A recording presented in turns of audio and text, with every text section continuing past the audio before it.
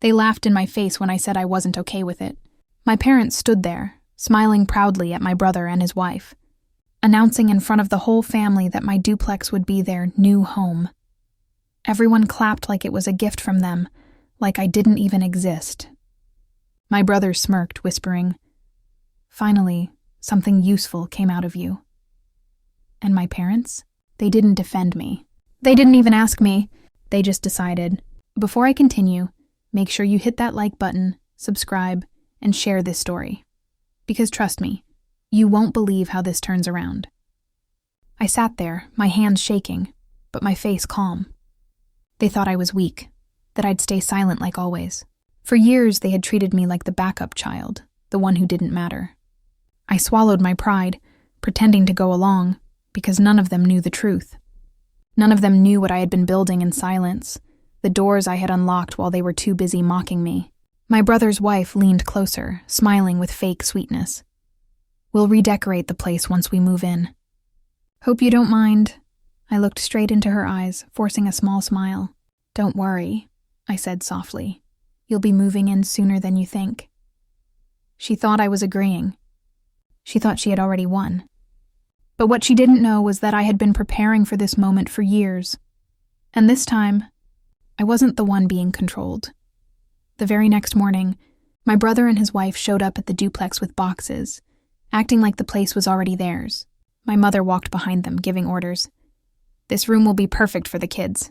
Estelle doesn't need such a big house anyway." I stood by the doorway, silent, watching them move around like they owned it. My brother tossed me the keys with a grin. "Don't worry, little sister. We'll take care of your place. You should be grateful." His words stung, but I didn't flinch. What they didn't know was that the deed had already been changed. Quietly, months ago, I had transferred the duplex into my private trust. No one, not even my parents, had any legal control over it anymore. The only signature that mattered was mine. "Grateful?" I finally said, my voice calm but sharp. Funny choice of words, because I was just about to say the same to you. My brother laughed, thinking I was joking. My mother rolled her eyes. "Estelle, don't make this difficult. Your brother's family needs stability. You can manage on your own." I smiled, but there was steel in my tone. "Oh, I can manage. In fact, I've been managing better than any of you could imagine." For a second, silence filled the room. They didn't understand what I meant, but a flicker of unease crossed my brother's face. He had always believed I was powerless. He had no idea that the ground he was standing on was about to slip from under his feet, because soon, I wasn't just going to stop them from taking my duplex. I was going to show them that everything they thought they controlled belonged to me. 2 days later, my parents invited the whole family for dinner at their house. I didn't want to go, but something inside me told me this was the perfect stage. When I arrived, I could already hear my mother bragging to relatives. "Estelle is too soft. That duplex would have stayed empty if we didn't give it to her brother's family. She should thank us." The table erupted in laughter, and my brother smirked like a king who had just inherited an empire. I sat quietly, listening as my sister-in-law added, "At least now the kids will have a proper home. Estelle doesn't really know what responsibility means." Her words burned, but I kept my expression calm. They all thought I would sit there in silence, swallowing every insult like I always had. Then my father looked straight at me and said, "Estelle, admit it. Without us, you'd be nothing. You should be proud we decided to let your brother's family live in your duplex. That place isn't even really yours. It's part of the family legacy." The room went silent as every pair of eyes turned toward me, waiting for me to bow my head in shame. Instead, I placed my fork down gently, leaned back in my chair, and said, "That's interesting, because last I checked, the only name on that deed is mine." For a second, no one reacted. Then my brother burst out laughing.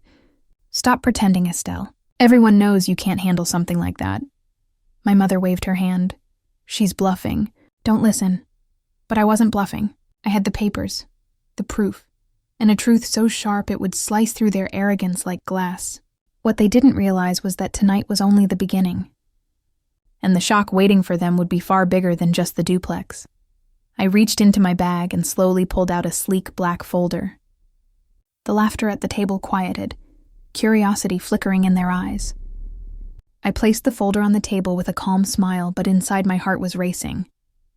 My father frowned, my mother shifted uncomfortably, and my brother tried to act uninterested, though his eyes darted nervously at the folder.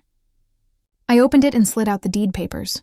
"Since you're all so confident this house isn't mine," I said steadily, "let's clear this up once and for all." I laid the document in the middle of the table. The golden seal shimmered under the chandelier light, and right there, in bold letters, was my name, Estelle Thompson, sole owner. The silence that followed was so sharp, it felt like the whole room had stopped breathing. My brother's wife blinked rapidly, then muttered, That can't be real." My mother leaned forward, her voice shaking. "Estelle, where did you get this?" I looked directly at her. "From the county office. Because unlike all of you, I don't rely on wishful thinking. This duplex is mine, every brick and every corner." My brother slammed his fist on the table. "You think this piece of paper makes you better than us?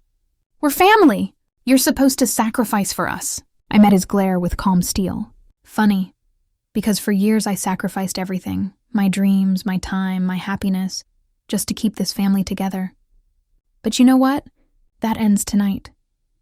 The room was dead silent, but I could see the storm brewing in their eyes. They weren't just angry at the paper. They were terrified of what else I might be hiding. And they were right to be, because the duplex was only the first revelation. My brother's face turned red as he pushed the papers back toward me, his voice rising. "So what? You've got a house in your name. Big deal. That doesn't change the fact that you owe this family. You wouldn't even be here without us." His words stung. But instead of shrinking back like I used to, I leaned forward. "Without you?" I laughed bitterly. "Let me remind you, when I was working 2 jobs to pay for my college tuition, where were you? When I was eating instant noodles so you and your wife could borrow money from me, who helped me then? No one. I built everything myself. And you mocked me for it." My mother's lips tightened, her voice soft but sharp.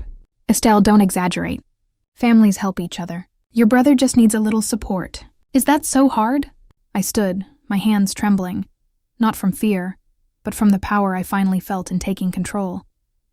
"Support? Or exploitation? You all never saw me as part of the family. You saw me as the backup plan, the safety net, the quiet daughter who would stay small so everyone else could shine." My father's chair screeched against the floor as he stood up, pointing a finger at me. "Enough! You think you can come here with your little papers and lecture us? You're nothing compared to your brother. He has a family to take care of, a reputation to uphold. What do you have?"